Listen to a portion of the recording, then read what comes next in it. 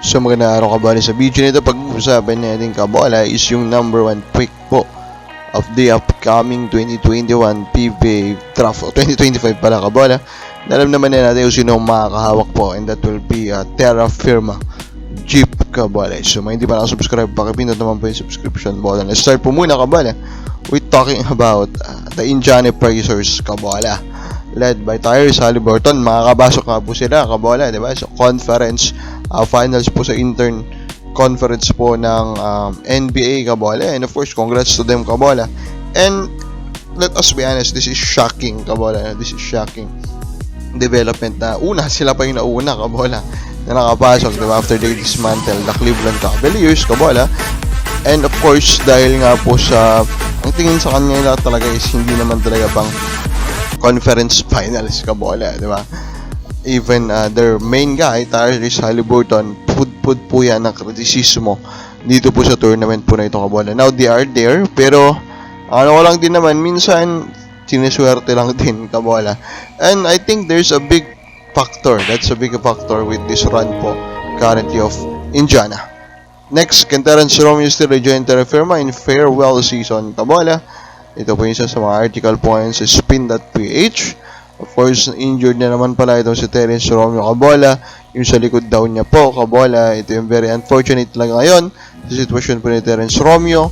Is really injury prone, sobrang lala kabola. Diba? Different injuries kabola. Ang daming time na nawawala talaga. So kahit pa of course he's very popular pa rin kabola, alas hindi mo na siya matatras pagdating sa mga consistency po sa paglalaro kabola every game. So yan talaga magpapababa po sa value ng isang Terrence Romeo. Pero talaga magiging focus ng discussion natin ngayon kabola, before we go and talk about the first round pick and rank the 3 SMC teams, is itong nangyari nga kay Cliff Hodge kabola at kay Xavier Lucero in their game. Nakita nyo naman po siguro kabola, mukhang wrestling move yung dineliver po ni Cliff Hodge dito po sa kay Xavier Lucero kabola. Now, ano ba tingin nyo? Sadya ba yun? Is it very physical? Kabola, in my eyes, it is really very physical kabola, no? Yung nangyari po na yan, there's no point na umabot po sa ganun. Sa nakita ko po na play na yan, especially na yung game na wait, tapos na po, na may resulta na yun kabola, tapos na lang po yung minuto, pero umabot pa po sa ganun kabola. So yun yung nakakalungkot dito. And nag-accumulate na rin talaga si Cliff Hodge, no kabola. Madami na siya na mga altercations kabola, and some hindi na depend saan pa niya kabola, pero of course hindi naman pwede paulit-ulit na lang na ikaw, di ba? Sabi nga nila, kung paulit-ulit na rin na ikaw, baka ang problema is ikaw na rin mismo kabola. So yun yung ano po natin dito nakakausapin. At the recording of this video, hindi pa natin sure kung masususpend siya, pero sa mata ko, he deserves to be suspended kabola sa nakita natin.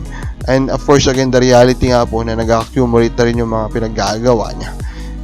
Now let's na nga, no? So the number 1 pick kabola belongs to Terra Firma Jeep, and yun nga kinotekta ko siya dun sa isang rumor kabola na ninenegotiate na nila sa mas mababang halaga pa ng nilang franchise. I think what is happening is they are trying to ask the permission to trade ito number 1 pick, and of course kanino ready to trade? Baka isa sa mga SMC teams.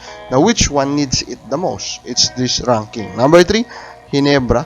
Bakit po Ginebra? It's because of the reality that last draft kabola, sila po yung nakakuha po out of the 3 SMC teams ng top pick. Nakapunta sa kanila si Abarientos, which is the number 3, really promising young talent yun, led by Abarientos kabola. And of course Holt, diba? Remember Holt? Napunta rin po sa kanila. Kaya number 3 natin Ginebra. Number 2 ko natin will be San Miguel Beermen kabola. San Miguel Beermen kabola, knowing that they are the flagship franchise, need na din kabola ng isa pa pong kumbaga number 1 draft pick talent. Pero remember also na nakakadalawang trade po sila na panalo sila in a way, diba? Chongson and Kalma po yung nakuha nila. So kumbaga nakatapos lang, baka pwedeng yung number 1 mo natin Magnolia Hotshots kabola. The reality is never pa pong nakuha po na Magnolia yung number 1 pick na pamigay po ng farm team. So yan pa lang, dyan na natin makikita na sana sila naman, di ba? That's the point kabola. Yung kabar sa palagay mo, sino kaya ang gagamit na number 1 pick? Comment na po sa baba.